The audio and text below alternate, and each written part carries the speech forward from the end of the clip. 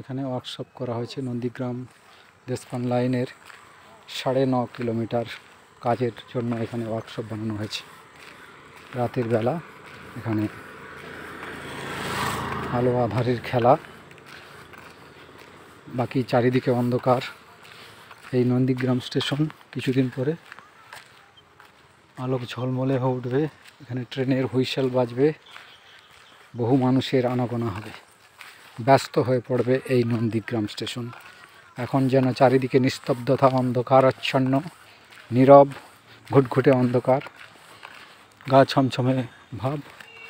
আর কয়েক বছর পর সেটা কেটে যাবে। এখানে আলো ঝলমলে, কলরব, মানুষের কলরব শুরু হবে, গাড়ির আওয়াজ, সেই সঙ্গে ট্রেনের হুইসেল বাজবে, যা এখন নন্দীগ্রামবাসীর কাছে স্বপ্ন।